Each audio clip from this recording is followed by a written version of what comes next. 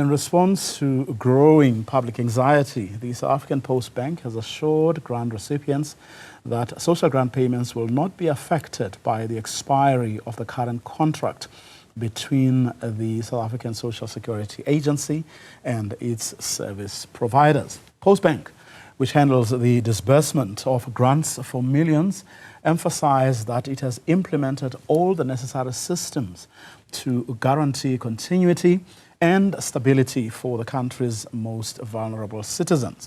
Postbank Chief Commercial Officer Thami Cele joins us now to tell us more.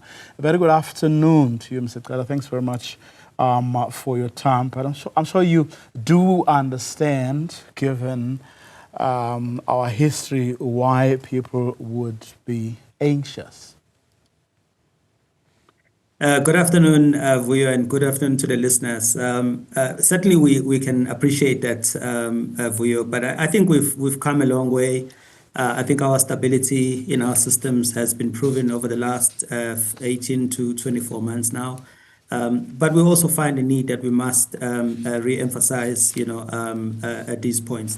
Yes, we feel that we must confirm with the grant recipients that as we've done the last couple of months, we will continue to pay their grant, especially for the Postbank card holders, the black card as well as the gold card. That I think the millions, there are over 3 million of them, that we will continue to receive their grant as they've always received them. Every change comes with its own challenges, hence the nervousness and anxiety. But what have you actually put in place to take care of whatever eventuality? I guess I think as Postbank we've certainly invested hundreds of millions into our systems. Our systems are no different to any other bank now. In terms of stability and how the turnaround time and the response times.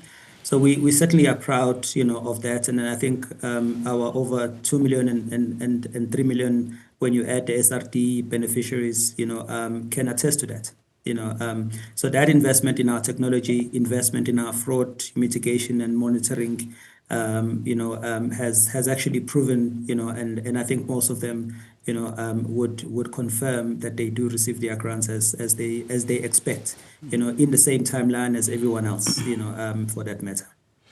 Perhaps it may help to remind us why the change was necessary in the first place. I guess you bank with a bank in future. We hope that you bank with Postbank, as well. But I think you've got a card, and your card periodically will require you to come and change it, because most of our cards would hold an expiry date. That's the first thing. And so that's the one reason that's fairly critical, that people needed to change their cards. The difference here is that we had cards that were expiring more or less at the same time. Hence, what looked like it was quite a mass replacement exercise that needed to be done. But I think it's no different, of course, to how your card, and it makes no difference whether you're a beneficiary, a grant beneficiary or not. Your card at some point will have to be changed. And this is what this is about. It was about. And the key thing here that makes us come here as well and talk to you is that there had really been some challenges that beneficiaries had maybe slightly understood differently. That you do not have to go and register with SASSA when you've gotten your Postbank Black Card, because you've got an account with us and we do pay the SASSA grant money into your account. The card is merely a mechanism for you to receive your funds, at either at an ATM or at a retailer through a cashback method. Of course, there may well be other problems that may not necessarily have anything to do with what we are dealing with here. People who may have lost or misplaced their cards, which may just God forbid, in the event things go wrong, they may just compound your problems. What are you advising those categories of people to actually do, perhaps timelessly or now before the expiry dates?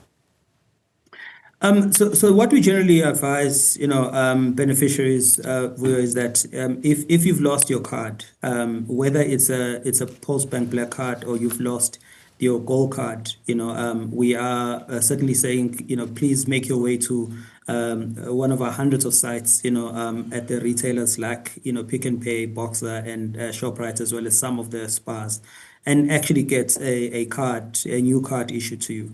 We are allowed, and you are allowed to be able to receive your card if you have lost it and you have it stolen. That's the main thing. If you have forgotten your PIN, make your way to these stores, the nearest one to you, and be in a position to get a PIN redone for you, so that it's reset, so that you have access to your funds. I think those are the reminders that we tend to want to make to our beneficiaries. I mean, you expected this week to address Parliament on these matters, and you're going to be joined, if I remember correctly, by the South African Reserve Bank as well, where they're going to offer their opinions on this matter as well. And that briefing session to the Portfolio Committee on Social Development was postponed, which I would imagine added to the anxiety. What was there a problem there? Are you aware of a problem as to of the reasons why that particular briefing to the National Legislature was postponed? It is a Department of Social Development, Portfolio Committee that I think you're referring to. Yes, Postbank is not necessarily a participant and not invited, but we have been informed, of course, that there will be that, and so the postponement certainly important will have to be directed to the Portfolio Committee itself. But as we understand, it would have been a normal update on our journey that we've had, and we've been a fairly positive one with the Reserve Bank in terms of the card replacement, that we've been doing over the last, couple of months. I would imagine, that would be the most topical conversation. But other than that, we are certainly not privy to the rest of any other items from there. Yeah, but the bottom line for where you sit is that nothing that would have had to be said there would implicate you negatively in any way. You're here to vouch for your system. Yeah, nothing at all, that would have impacted us. We don't anticipate. I mean, I think it is, of course, the prerogative of the Portfolio Committee to put questions and discussions, to people that they've invited. The same thing that they would have done with the Reserve Bank. They certainly would have shared, agenda items of discussion with the Reserve Bank itself. I think if anyone that needs to be discussed, to be asked that direct question, would either be the Reserve Bank as well as the Department of Social Development Portfolio Committee. However, I think we remain confident as Postbank, that I think our journey with the Reserve Bank around card replacements has been exceptional, progressive, as well.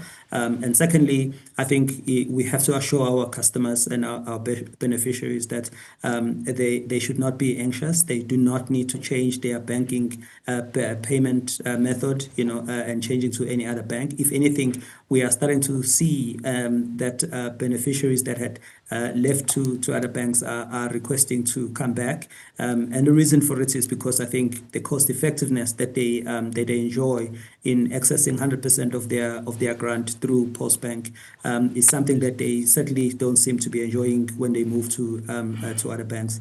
That's what we're saying, that beneficiaries must not be that anxious to want to move, because I think, they are getting the better value for money in terms of access to their grant with the Postbank. That would be the more firmer sort of view, from our side for you. Thanks. Postbank Chief Commercial Officer, Thami, let me thank you for your time.